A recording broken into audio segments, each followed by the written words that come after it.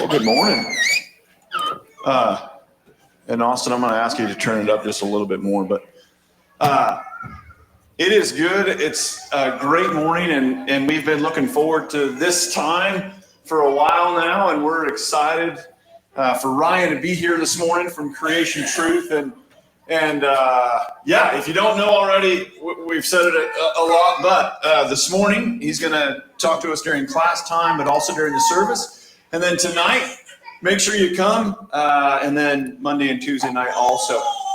So we're so excited about Ryan being with us, and I'm not going to take up any more time. So let me welcome Ryan from Creation Truth.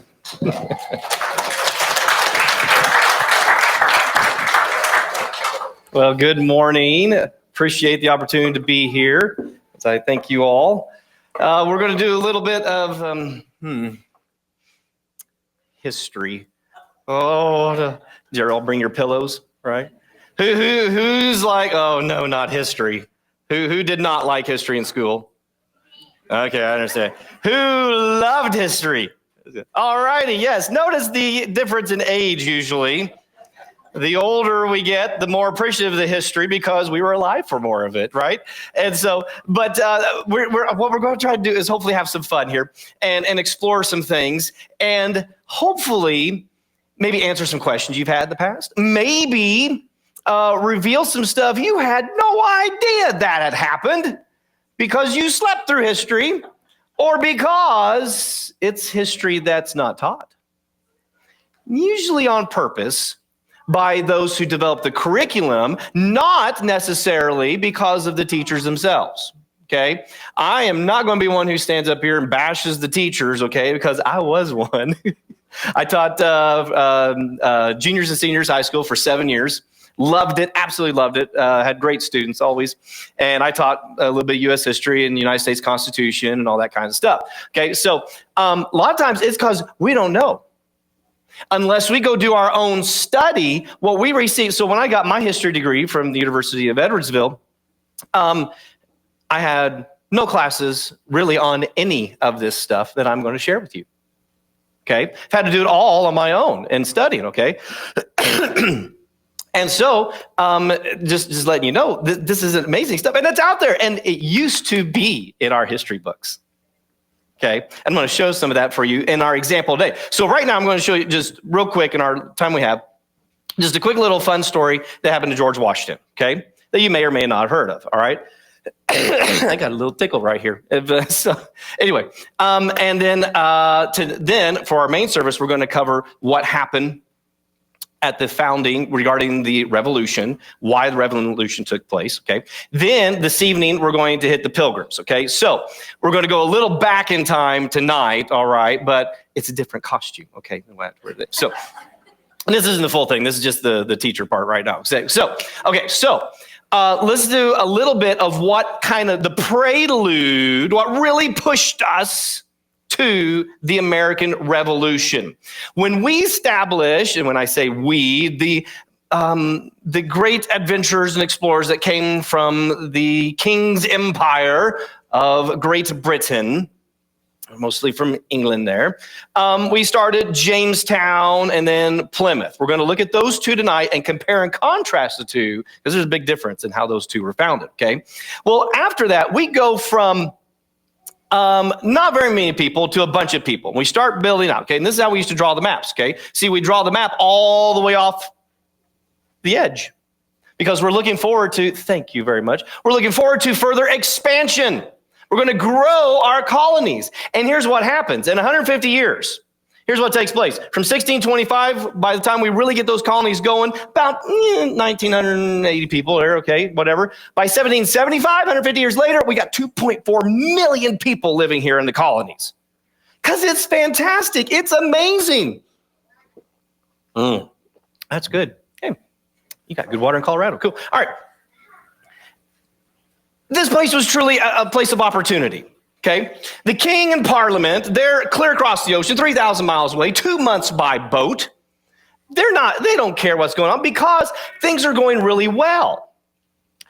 People are coming here. They got freedom to buy land, to try to work to buy land, to start their own business, to flourish in freedom, in liberty. There are provincial governments. There are royal appointed governors who are in charge of everything. But guess what those governors only care about? Yeah. So as long as they got their money, they're happy.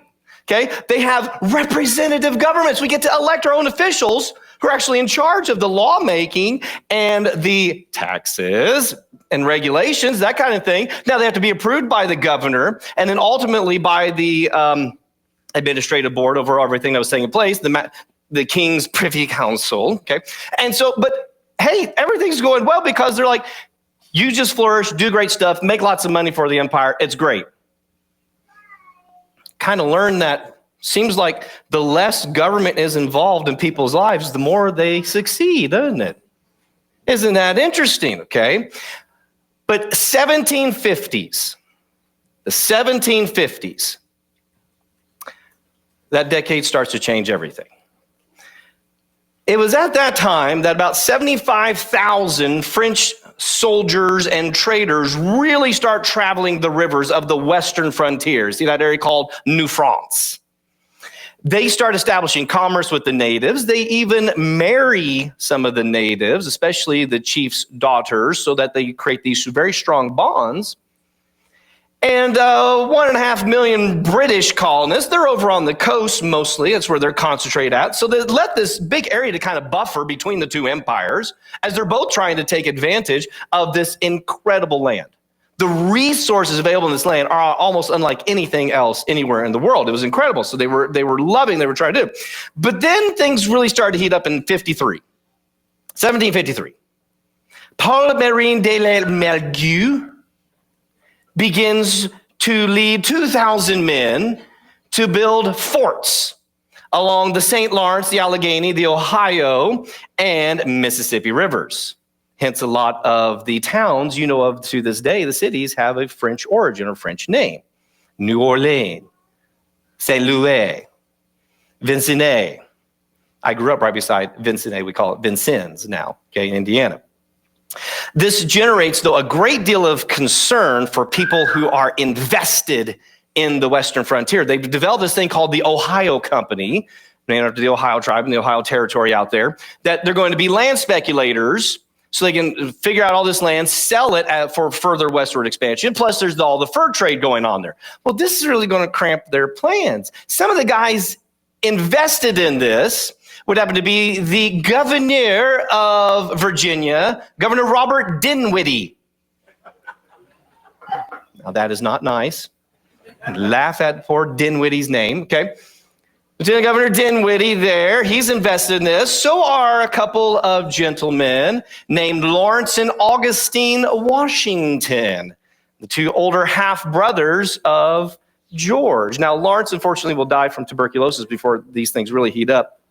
But they are invested in this. They're concerned they're going to lose all their money investment. So in October of 1753, October of that year, Governor Dinwiddie dispatches 21-year-old Major George Washington and a fellow guy, their Indian agent as well. And so these two are going to take off and travel all the way from Virginia all the way up to what is today the northwestern corner of Pennsylvania. It will be an 11-week round trip from October through January. Dead of winter. It was rather treacherous at times.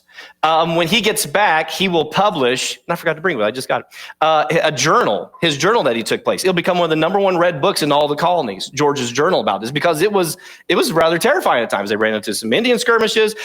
He fell into the icy waters one time, somehow survived, but it was quite a feat. They get up there to Fort Le Boeuf on December 12th, and there is General Saint-Pierre. And he's brought the letters to give to Saint-Pierre. And Saint-Pierre invites him in. He's very cordial. They eat and everything. He says, well, make it the short answer, no. We're not going to retreat. So while he said, let me write a response to send to your governor, it was all very nice, very polite and everything. George had a good time. And but George is also taking note of, oh, look how many soldiers they have over there and how many over here and what they're doing and everything. And finally he gets it, and so he starts to head back. Okay. He gets back, gives the response to Dinwiddie. Dinwiddie's like, okay, this is not good. We got to send some troops to get them out of that particular area, though.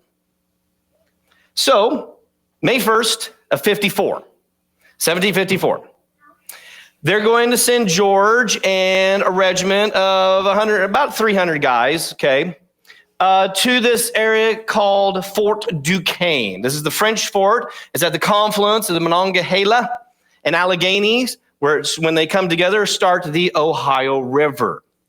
Eventually, it's going to take a few tries. It's going to take 3 tries, actually. They will capture that fort. It gets burnt down. They will rename it Fort Pitt, and today it is the city of Pittsburgh. This was strategic, though. This was the place. George's main job is to start building the road to get there. Okay, he's going to go over to one of these little rivers down there. It's called Redstone Creek, and then they're going to sail up it to try to attack and come in on a multi-point thing. So his job is to build. So he starts marching all along the way. They get over there, and they come to this nice big open area called the Great Meadows. It's kind of funny. Years later, George will buy it, just kind of for sentimental reasons, this area. This is this open area in the middle of the woods. Pretty neat. And he's like, this would be a good place to build fortifications because we can see the enemy coming. We won't be stuck in the woods, that kind of stuff like that.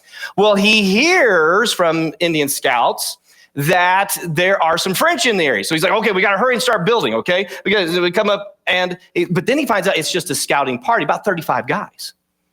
George's like, ooh, I've got some extra soldiers. I could go try to capture them. So he does. He leads his group of about 40 Virginians and about a dozen Native Americans.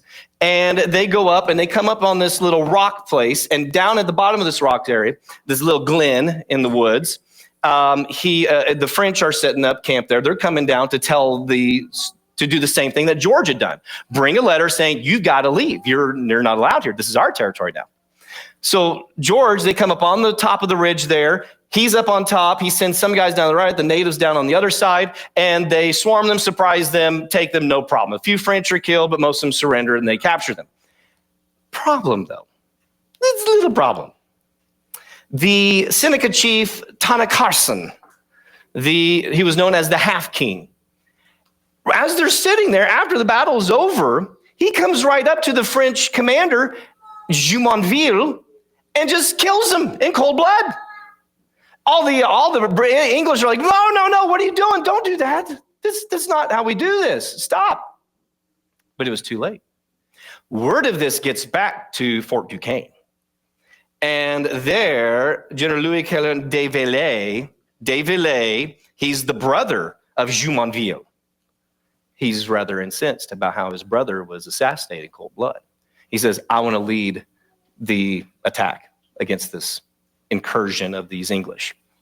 And they said, okay. And so he does.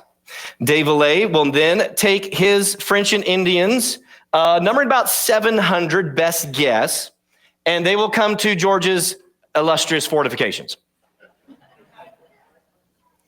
Pretty much a glorified wooden fence. Now, what's hard to see, and I haven't thrown in my new pictures that I've taken since I've been there, there are these earthenworks that they built up to kind of hide behind as well. Problem is, though, it rains the night before.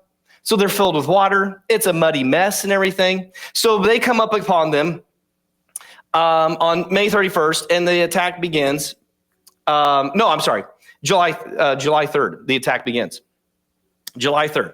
And so the attack begins. They're out in the woods. They're shooting down on them. Their gunpowder is wet. Things are a problem. They're out, but they've got decent fortifications, enough to kind of hold out. What the French don't know is if there are reinforcements coming. What the Virginians don't know is what the Virginians do know is we've already gotten our reinforcements. They showed up. We have about 400 guys. 100 of them are sick. The English commander, Joshua Fry, he was this hotshot guy. He was supposed to be the new up-and-coming guy. He fell off his horse and broke his neck on the way there. That wasn't good. So that's why George is in charge of all this. And finally, the battle lasts from 11 a.m. to 8 p.m. It's getting dark. De Villers tries to sue for peace. Now, George is not going to let him in, and so he sends his guys out there, including a translator. The translator's name is Jacob von Braun. He's Dutch. He doesn't know English that great. He doesn't know French that great, but he knows more than anybody else. So he's going to negotiate this whole ordeal. Okay. Finally, they get to De Villers is afraid his natives are going to leave. Some have suggested, some historians, that they over exaggerate how many he actually had. Like he may have the same number, if not less, than Washington. It's just being all around. Anyway, he finally says, well, it's getting dark. I don't know how much longer I can keep my natives at bay from coming in and just scalping everybody. That was his little trick. So they agreed to this. Now, full surrender means, and this time, you can keep your weapons, and everything. You just have to leave. You just have to leave. That's all we want. We don't want to start an international incident here. Except that De Villers has it thrown in there. And when Washington signs it, it says that he had his brother, Jumonville, assassinated. In Dutch, there is no word for assassinate. So it just says that he was killed in the battle. George has no idea when he signs it that he is signing admission that he was the commanding officer that had Jumonville assassinated. George found out many years later, I did what? I, of course, did not agree. I did not assassinate. Problem. That's a little bit of a problem. Well, then on July 4th, Washington and his men are allowed to leave peacefully there in 70. It is the only actual surrender that will ever happen in George Washington's entire career when he actually surrendered. He had a lot of retreats, but no actual surrenders, okay? So they leave. He's like, oh, I'm going to be in so much trouble for this. Actually, when they get back, the Virginia House of Burgesses votes them a public commendation of thank you for what they did, standing up in that situation. George's diary has already been published, and now his name is still becoming more and more famous throughout the land. But the French now have complete control over the Ohio Valley, okay? We had the battle, and okay. But now the French have entire control of the valley. And the English are like, we got to do something. This is not good. We're going to send more guys out there to try to dislodge them. The French find out they're going to do that, and they're going to send 6 regiments themselves. The English find out they're going to do that, and so they try to attack the French, but the French got away before they could do that, and so they just started harassing their ships. They're like, Eventually, Britain will officially declare war on France, May 17th, 1756. Britain's ally Prussia, mostly a German state, will join them. France's allies of Austria and Russia will join them. And what eventually ensues is what is now called the 7 Years' War. Now, how they knew to name it then? Did they know it was going to last 7 years? That's pretty great. The 7 Years' War. Back in America, it was known as the French and Indian War. Exactly. This was actually could be considered the first ever actual global war because it touched almost every continent. It was pretty amazing. Well, back in America, April of 55, General Edward Braddock has arrived, and he's going to be the one to try to get Fort Duquesne. He calls up Washington. Washington's kind of been in retirement. He's at Mount Vernon now. His older brother Lawrence had passed, and so had his wife. And so that left him to inherit it. And he's living the good life there, and he calls, and out of a sense of duty, George says he'll go help him try to kick the French out of there. His mother, Mary, comes rushing to Mount Vernon and says, don't go! Please, don't go. What are you doing to your poor mother?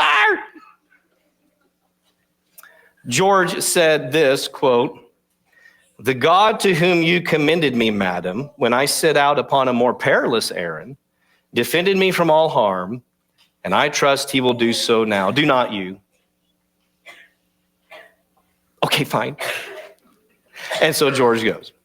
Braddock's forces, including 2 Irish regiments, have been brought, local militia. They're going to make this long journey from Fort Cumberland, Maryland to Fort Duquesne.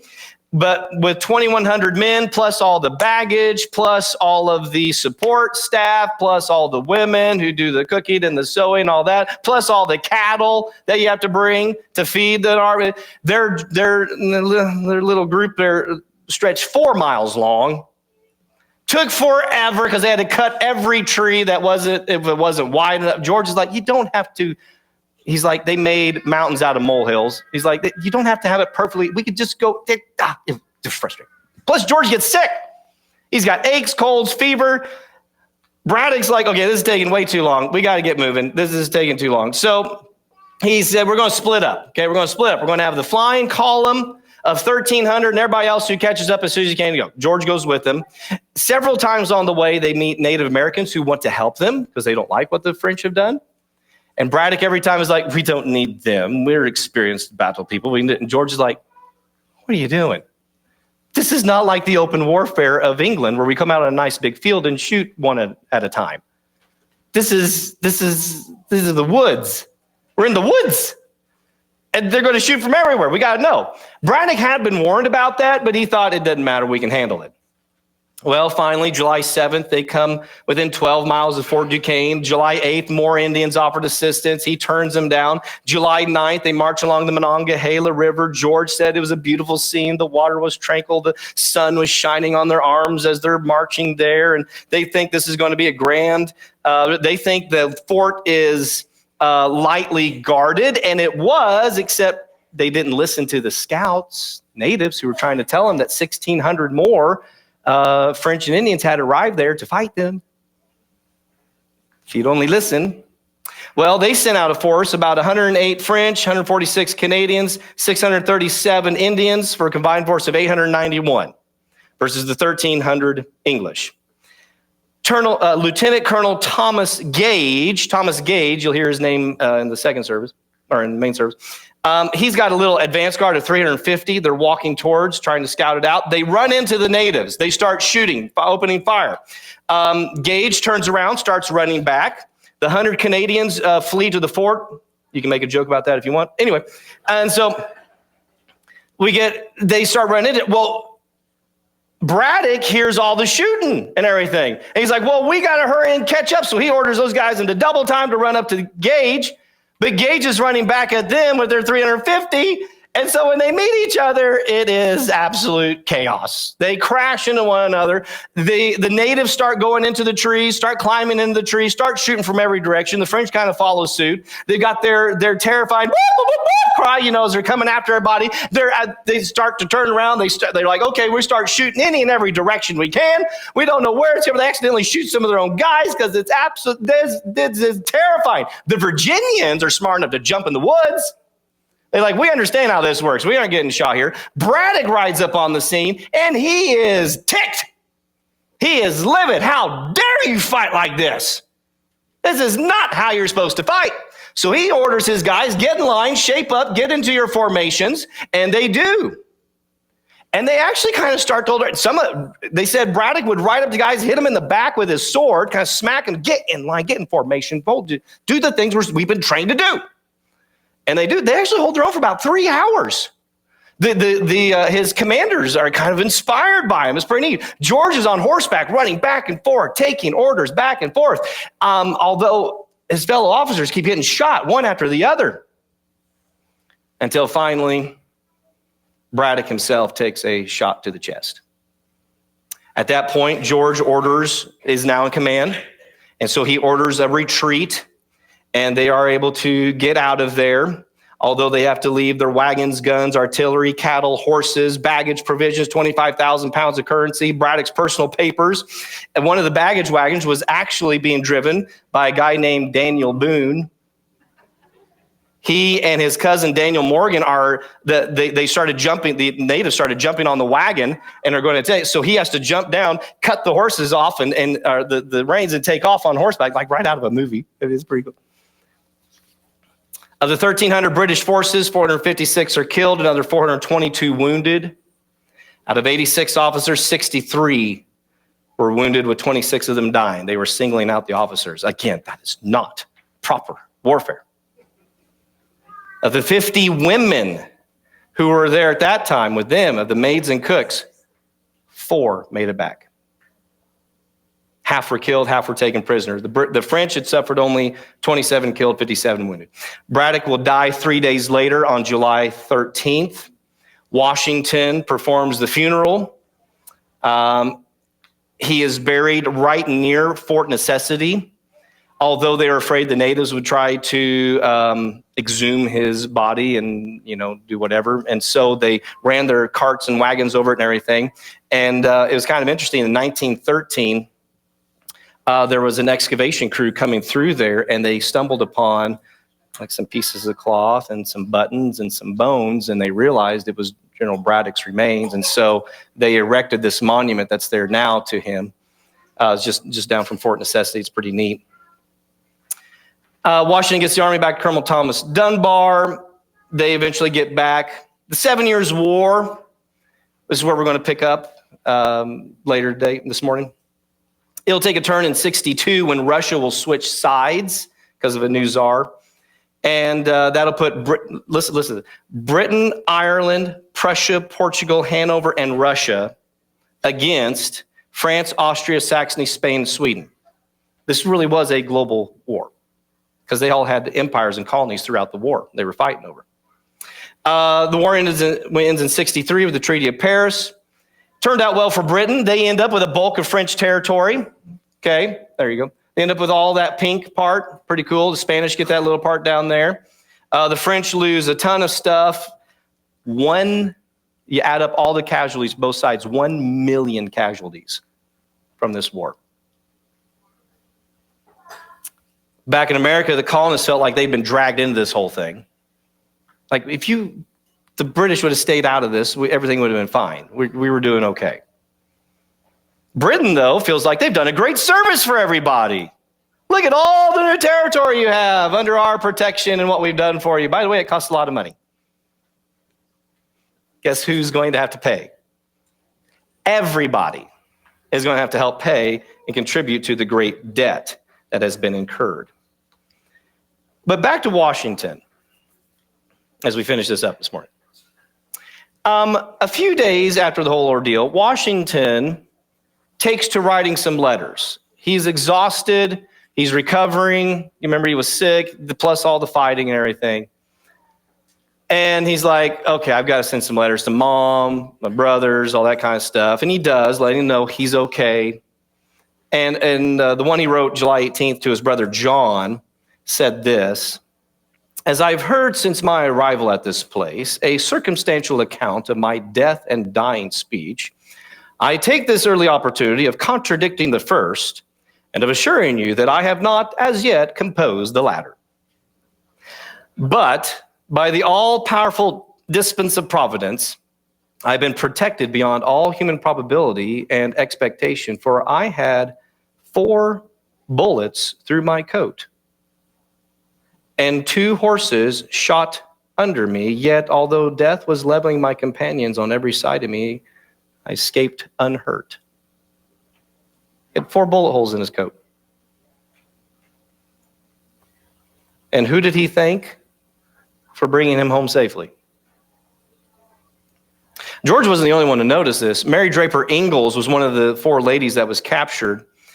During a council of French and Indians, when she was finally released, she said she overheard them talking about how there was this one British officer that was running back and forth that Chief Red Hawk had shot at 11 times personally, plus told of other guys to shoot him, and they couldn't hit him. The chief said he must have been protected by the Great Spirit.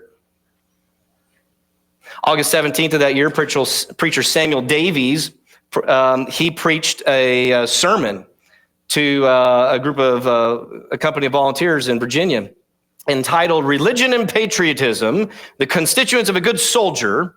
And in it, Mr. Davies told of Washington's divine safety during the battle, concluding, quote, I may point out to the public that heroic youth, Colonel Washington, whom I cannot but hope Providence has hitherto preserved in so signal a manner for some important service to his country.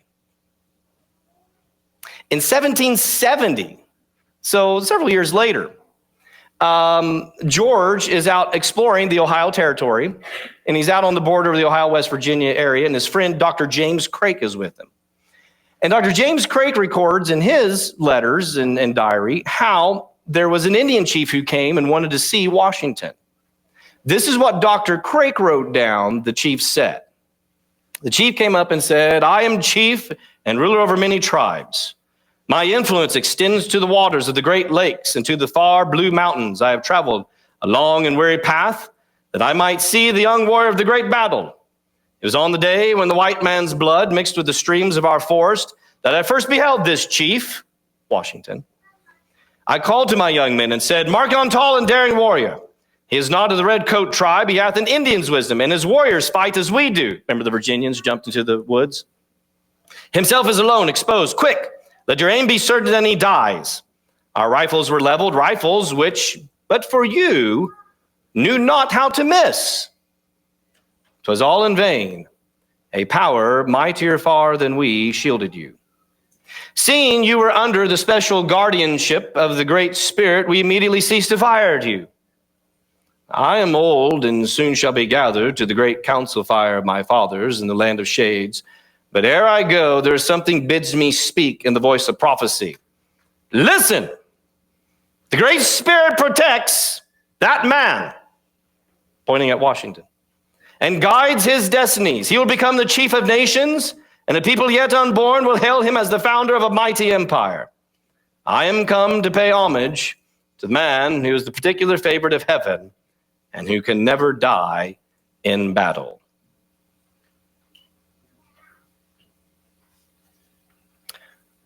George Washington, though he was 6'1", 6'2", up on a big horse, was always the biggest target in the battles, sometimes even ran out, like at the Battle of Princeton, between his men and the British, and never received one single wound his entire military career. Used to be in the history books. This is a standard history book, one just like my great-great-grandfather had. And on page 84,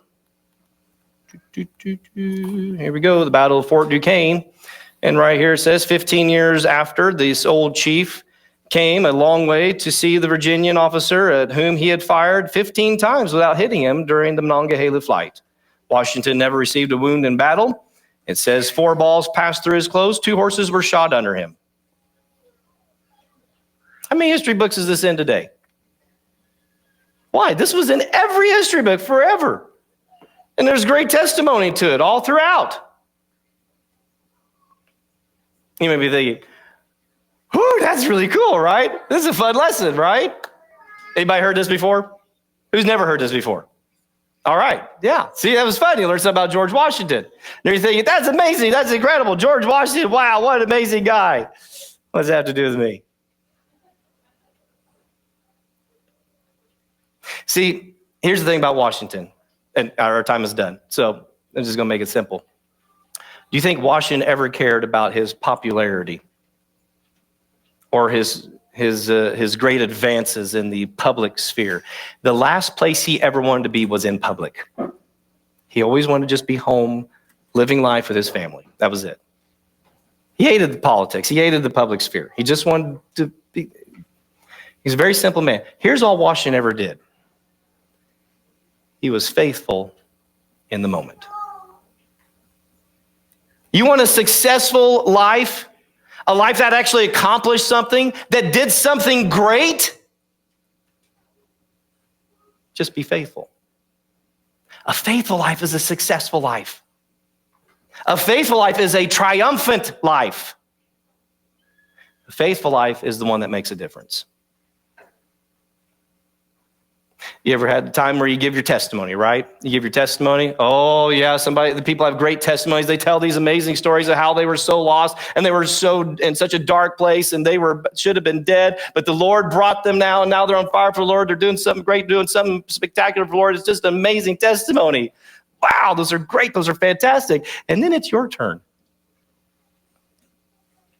Oh, what's my testimony? Well, I just grew up in the church. I just went to church. I was at church every time the church was open, and Sunday school and VBS and youth group. And this, I had a drug problem. My parents drugged me to church. Ha, ha, ha, ha.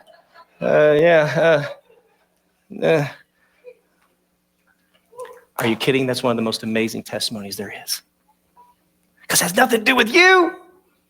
But everything that have to do with just a simple mother, father, grandfather or grandfather, aunt, uncle, neighbor, who is just faithful and said, I'll bring you with me.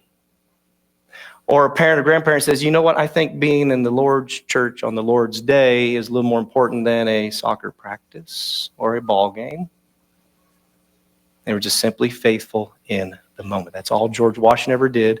And the Lord did amazing things through him, things he never even wanted to do. But we're so thankful he let the Lord do them through him. That's all the Lord is asking of you. Just be faithful in the moment. Lord, thank you for the opportunity to come and do a little studying, have some fun, but hopefully to learn something from the examples of history of people who were simply faithful through very difficult circumstances. And by doing so, open the door for you to do amazing, marvelous things. We pray you would do the same through us.